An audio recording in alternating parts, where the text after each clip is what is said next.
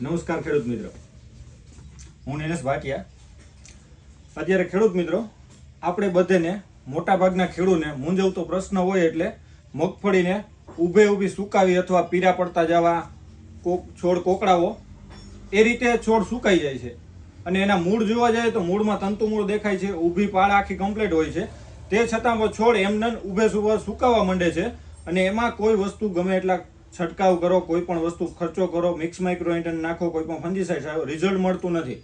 મોટાભાગનો પ્રશ્ન અત્યારે જ બતાવે છે અને ઘણા ખેડૂત મિત્રોએ તો મગફળી પાડી રોટાવેટર રાખવું અથવા રાપ કાઢી અને બીજો પાક વાવવાની તૈયારી કરી લીધી છે। આ પ્રશ્ન મોટાભાગે જોઈએ તો હજી કોઈને પૂરતો ખ્યાલ નથી, પણ મેન એનું કારણ છે કે જે આપણે 10-15 દિવસ પહેલા વરસાદનો ભેજવાળું વાતાવરણ હતું ત્યારે જે થ્રિપ્સનો એટેક આવ્યો હતો, થ્રિપ્સ અને પોપટી અને નોર્મલ મહીનો એટેક હતો, ત્યારે કોઈએ ધ્યાન આપ્યું નથી, જેના કારણે શું થયું છે કે જે આપણે પાકમાં જે ચૂસિયા જીવાતનો વધારે એટેક આવ્યો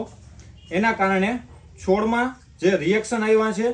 થ્રિપ્સ એક એવી વસ્તુ છે કે જે બીજા રોગોને અથવા બીજા જે કીટાણુ હોય, બેક્ટેરિયા હોય, વાયરસ હોય એનું વાહક કીટક છે। એ ભેગું આવવાને લીધે એમાં મોટા ભાગના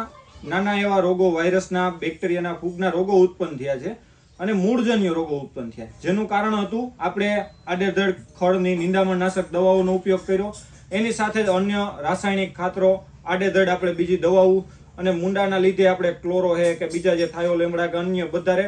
ઓવરડોઝ કર્યા અથવા તેઓ આડેધડ ઉપયોગ કર્યો, જેના કારણે શું થયું છે કે આપણા જે જમીનજન્ય જૈવિક સંતુલન જે જાળવતા ને એ કીટાણુનો નાશ પામ્યા, એની સાથે જે જમીનનું કુદરતી સંતુલન છોડ માટે જે લભ્યતા આવતી એ બધો નાશ પામ્યા છે, જેના લીધે અત્યારે છોડને જે જમીનજન્ય પોષક તત્વો છે મળતા નથી અથવા તો નવા રોગો આવે છે। કુદરતે જે સંતુલન જાળવ્યું છે એમાં સારા ખરાબ બધા કીટકો હોય, જે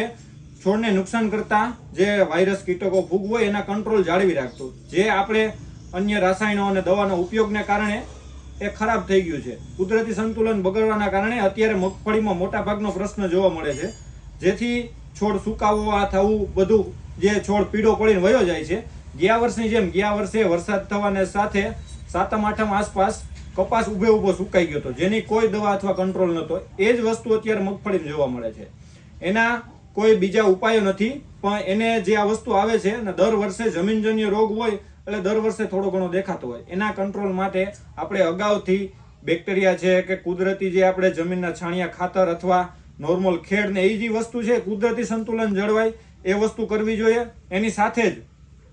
બેક્ટેરિયા અત્યારે આવે છે, એની સાથે બેક્ટેરિયાની કીટો આવે, માઇકોરાજા આવે અને જૈવિક ખાતરો પણ ઘણા આવે, એનો ઉપયોગ અગાઉથી કરવો જોઈએ। અત્યારે શું છે, ખેડૂત મિત્રો ગમે એટલા ખર્ચો કરશે પણ જે અગાઉ આવ્યા પહેલા કર્યું છે ને એ જેવું અત્યારે રિઝલ્ટ નહીં મળે। એની સાથે જ હવે તમે એના કંટ્રોલ માટે અન્ય ફૂગનાશકો છે, બેક્ટેરિયા છે, વરસાદનું વાતાવરણ હોય તો બેક્ટેરિયાનો તમે ભેગા નાખી શકો અથવા તો ઉપરથી ફૂગનાશક ડ્રિન્ચિંગ કરો, એન્ટીબાયોટિક, વાયરલ અને પીજીઆર જેમ કે ઝાઇમ છે, સીવીડ છે, આ રીતના છોડને ગ્રોથ કરે, પ્રમોટ કરે એવા ખાતરો નોર્મલ ઉપયોગ કરો તમે, અને છોડને વાયરલ સામે ઇન્ફેક્શન થાય જે છે એને કંટ્રોલ કરી શકે, છોડને તાકાત આપે એવી વસ્તુનો ઉપયોગ કરો। અને વધારે અસર દેખાતી હોય તો એમાં તમે ફૂગનાશકના ડ્રિન્ચિંગ કરો, જેમ કે ટેકનિકલી છે તો તમારે એવું હોય તો કોમેન્ટ કરીને પૂછી શકો છો, અને નવો કોઈ જાણવા હોય તો મને મેસેજ કરી શકો છો। નમસ્કાર ખેડૂત મિત્રો, થેન્ક યુ।